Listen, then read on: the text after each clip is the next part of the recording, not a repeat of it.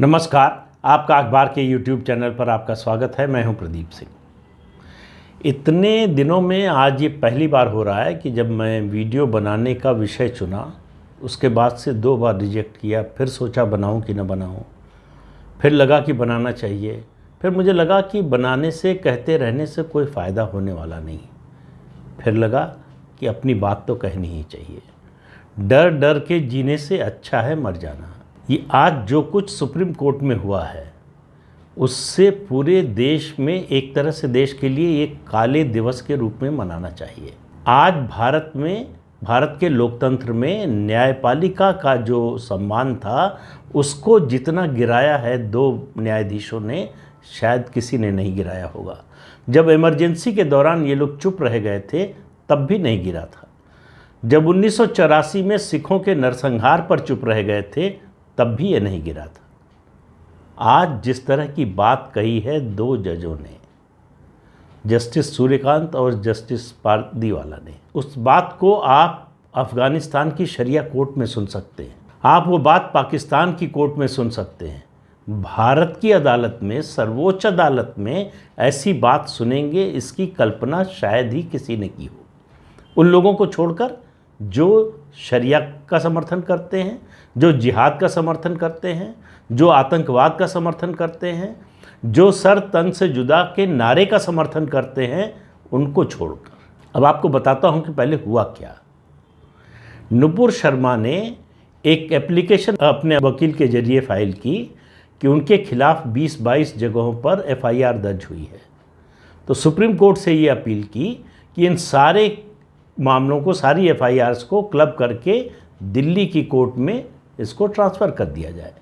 और आपको बता दें, ये सामान्य प्रक्रिया है। जब एक ही आरोप में जगह जगह FIR हो, तो अदालत जो है, हाई कोर्ट या सुप्रीम कोर्ट, अगर स्टेट का मामला है तो हाई कोर्ट, अगर एक ही राज्य में कई ज़िलों में हुआ है तो हाई कोर्ट करता है, अगर देश के कई राज्यों में हुआ तो सुप्रीम कोर्ट उसको क्लब कर देता है। इसलिए इसका मकसद ये जगह जगह FIR का ये होता है कि हर जगह दौड़े जो आरोपी है। नुपुर शर्मा पर इनाम रखा गया है, उनकी हत्या की घोषणाएं की जा रही हैं, बलात्कार की धमकी दी जा रही है। ऐसे में उनका देश के 20-22-25 जगहों पर हर अदालत में पेश होना उनकी ज़िंदगी के लिए कितना बड़ा खतरा हो सकता है, ये बताने की ज़रूरत नहीं है। एप्लीकेशन सिर्फ इसकी थी। सुप्रीम कोर्ट चाहे तो इसको मान ले, चाहे तो रिजेक्ट कर देता। केस के मेरिट पर चर्चा नहीं होनी थी, केस के बारे में चर्चा नहीं होनी थी।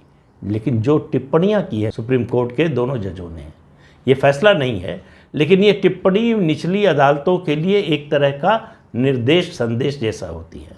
और उससे ज़्यादा जिस तरह से नुपुर शर्मा को कन्हैया लाल के जिबह के लिए जिम्मेदार ठहराया है, मतलब ये कल्पनातीत है कि कोई कानून का जानकार, कोई सभ्य व्यक्ति, कोई डेमोक्रेसी में यकीन रखने वाला व्यक्ति, कोई जो है लाइफ की लिबर्टी पर यकीन रखने वाला कैसे ये बोल सकता है। सुप्रीम कोर्ट के जजों ने कहा कि उदयपुर में जो कुछ हुआ उसके लिए नुपुर शर्मा जिम्मेदार है, देश में जो कुछ हो रहा है उसके लिए नुपुर शर्मा जिम्मेदार है। अब आप देखिए उनके पिटीशन पर क्या कहा कि ये उनका एरोगेंस दिखाता है।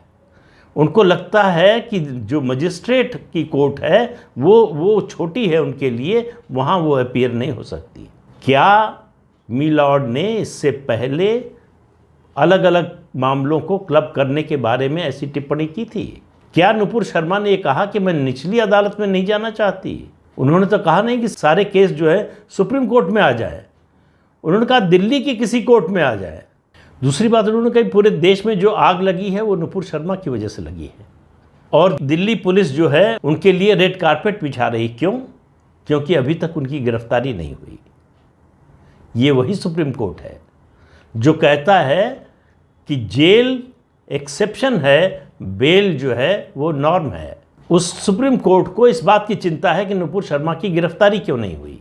अब आप सवाल ये है कि आपके सामने मेरिट के आधार पर उस केस पर सुनवाई तो हो नहीं रही थी, तो दिल्ली पुलिस ने गिरफ्तारी क्यों नहीं की, उसकी क्या वजह है, ये सब बातें तो जिस अदालत में ये केस चलेगा वो अदालत पूछेगी, उस अदालत का अधिकार आप क्यों छीन रहे हैं। इसके अलावा उन्होंने कहा कि नुपुर शर्मा को टेलीविज़न पर आकर पूरे देश से माफ़ी मांगनी चाहिए।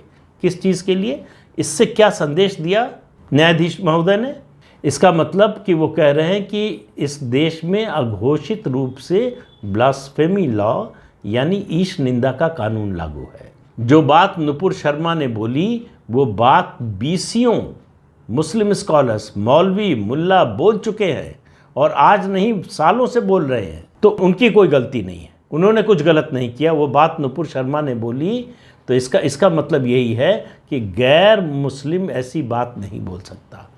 मुसलमान बोले तो ठीक है, गैर मुस्लिम बोले तो ये ईश निंदा है, ब्लास्फेमी है, और उसको अगर कोई मारने की धमकी देता है, जान लेने की धमकी देता है, तो इसमें कोई बुराई नहीं है। और अब इस तर्क के आधार पर तो जिन लोगों ने कन्हैया लाल का जिबह किया उनको छोड़ देना चाहिए, क्योंकि वो तो इस हत्या के लिए, इस मौत के लिए जिम्मेदार ही नहीं है। उसके लिए जिम्मेदार तो नुपुर शर्मा है। इन टिप्पणियों से सुप्रीम कोर्ट ने नुपुर शर्मा की जान को खतरा और बढ़ा दिया है। और देखिए, यहीं तक नहीं रुका सुप्रीम कोर्ट, उन्होंने कहा कि इस पार्टी का स्पोक्समैन होने का मतलब ये नहीं होता कि आपको कुछ भी बोलने का लाइसेंस मिल गया। ठीक बात है, लेकिन कहा गया, उनके वकील ने कहा एंकर ने प्रोवोक करवाया, तो कहा कि एंकर जो भी बोले वो उसकी अभिव्यक्ति की आज़ादी है, मतलब ये आज़ादी नुपुर शर्मा को नहीं है। और उसी कार्यक्रम में नुपुर शर्मा ने जो कुछ बोला वो हुआ क्यों? वो हुआ तस्लीम रहमानी की टिप्पणी से। टिप्पणी किस पर? शिवलिंग पर, ज्ञानवापी पर, भगवान शंकर पर। उसके बारे में एक शब्द नहीं निकला न्यायाधीश महोदय की ज़बान से। तो तस्लीम रहमानी ने हिंदू धर्म का अपमान किया, हिंदू देवी देवताओं का अपमान किया। ये उनकी अभिव्यक्ति की आज़ादी है, इसलिए उनके खिलाफ कुछ नहीं होना चाहिए। नुपुर शर्मा ने बोला इसका उनको अधिकार नहीं है, ये ब्लास्फेमी है, ये अपराध है और इसकी सज़ा नुपुर शर्मा को मिलनी चाहिए। इन टिप्पणियों के जरिए दरअसल इन दोनों न्यायाधीशों ने अपनी आइडियोलॉजी का इजहार किया है। उन्होंने बताया कि वो किस विचारधारा को मानते हैं, किस विचारधारा से सहमत हैं। उनको इनमें से कोई भी टिप्पणी करने की ज़रूरत नहीं थी। उनको सिर्फ इतना करना था कि जो एप्लीकेशन आई है सारी FIRs को क्लब करके एक अदालत में भेजने का, उसको वो ठीक मानते हैं नहीं मानते हैं, या तो रिजेक्ट कर लीजिए या एक्सेप्ट कर लीजिए, इसके अलावा कुछ नहीं था। लेकिन उन्होंने इसको मौके के रूप में इस्तेमाल किया अपने भाषण के लिए, अपनी विचारधारा के प्रचार और प्रसार के लिए। उनको मालूम था कि ये ऑब्जर्वेशंस हर टीवी चैनल, हर अखबार, हर मीडिया आउटलेट इसको दिखाएगा, इसका प्रचार होगा। अब आप आज के बाद तालिबान, पाकिस्तान, दूसरे इस्लामी देशों में जो शरिया अदालतें चलती हैं, उनमें जिस तरह की बहस होती है, जो बातें कही जाती हैं, उनकी आलोचना करना छोड़ दीजिए। अगर आपका सुप्रीम कोर्ट वही भाषा बोल रहा है तो फिर वो क्या गलत कर रहे हैं? उनके यहाँ तो शरिया लागू है, इस देश में भी अघोषित रूप से लागू है। अभी मतलब हफ्ता भर भी नहीं बीता शायद, पंजाब हरियाणा कोर्ट ने कहा कि मुस्लिम लड़कियों की शादी के लिए जो है जो कानूनी उम्र है उस पर ध्यान देने की बजाय शरिया में ये कहा गया है कि 16 साल की उम्र में उनकी शादी हो सकती है। तो तय हो जाए भाई एक बार कि ये देश शरिया से चलेगा या भारत के संविधान से चलेगा। फिर तो IPC, CRPC सब खत्म कर दीजिए, शरिया लागू कर दीजिए। तो इस देश में हिंदू आज से दोयम दर्जे का नागरिक हो गया। उसको अभिव्यक्ति की आज़ादी नहीं है और उसको तो ब्लास्फेमी का तो कोई अधिकार ही नहीं है।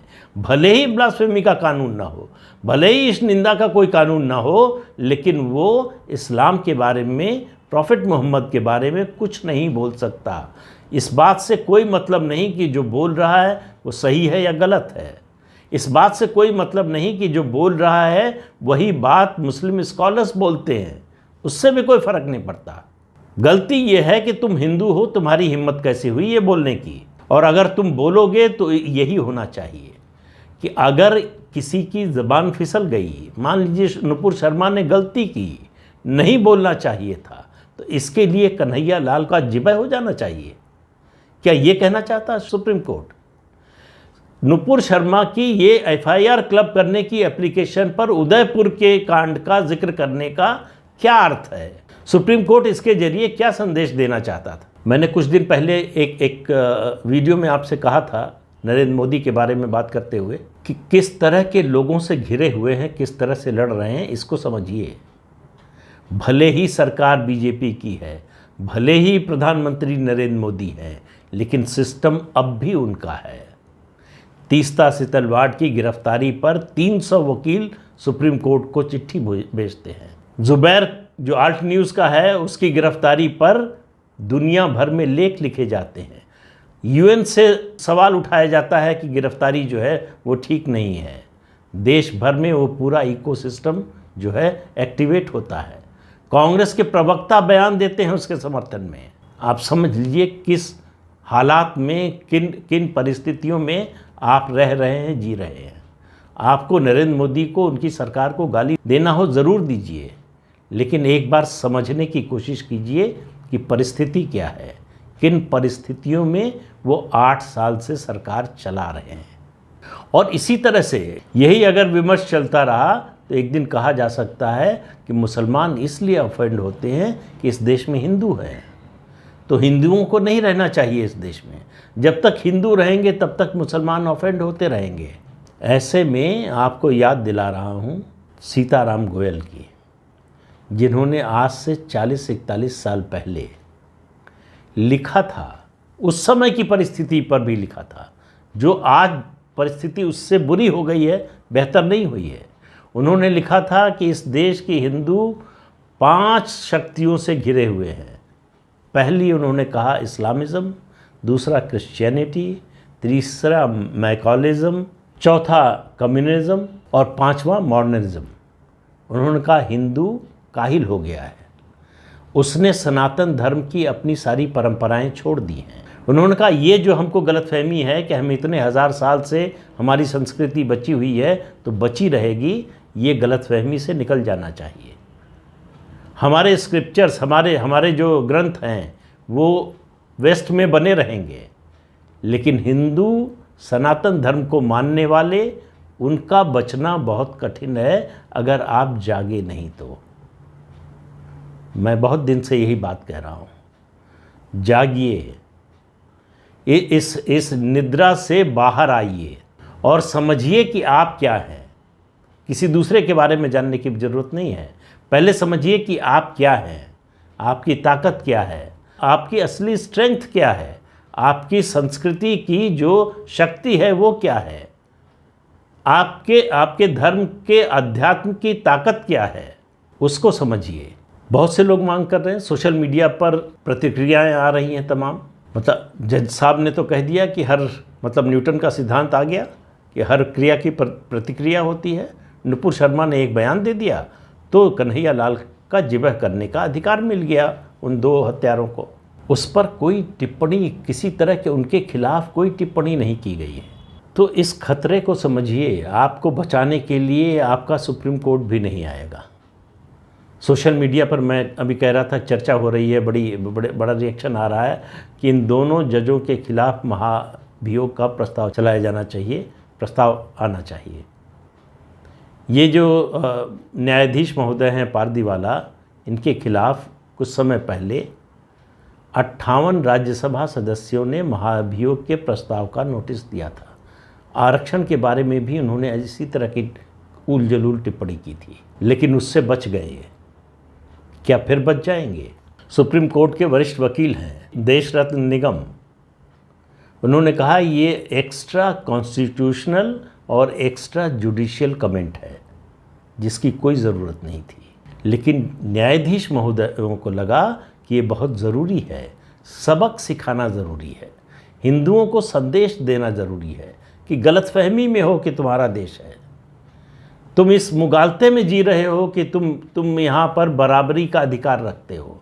तुम्हें ये गलतफहमी है कि तुमको बोलने का अधिकार है, अभिव्यक्ति की आज़ादी है, तुमको सुनने की आज़ादी है। अपने देवी देवताओं के बारे में अपशब्द सुनो, गालियाँ सुनो, उनका अपमान सुनो, देखो, सहो और चुप रहो। बोलोगे तो नुपुर शर्मा बन जाओगे। और नुपुर शर्मा का सर कलम करने का कि अगर कोई घोषणा करता है और ऐसा करने में कामयाब हो जाता है तो उसके लिए वो नहीं, नुपुर शर्मा जिम्मेदार होंगी। ये नया जुरिस्प्रूडेंस आ रहा है सामने हमारे, ये नई न्याय व्यवस्था पेश की जा रही है। तो हम तालिबान से, अफ़गानिस्तान से, पाकिस्तान से बहुत ज़्यादा अलग नहीं रह गए। अगर इसे रोका न गया, अगर इस पर लगाम न लगाई गई, अगर इस पर अंकुश न लगाया गया तो परिस्थितियां क्या होंगी इसकी हम आप आज कल्पना भी शायद नहीं कर सकते। तो आज के अंक में इतना ही, अगले अंक में फिर मिलेंगे किसी नए मुद्दे के साथ। तब तक के लिए इजाज़त दीजिए। आपसे अनुरोध है कि चैनल देखिए, शेयर कीजिए, लाइक कीजिए और सब्सक्राइब ज़रूर कीजिए। नमस्कार।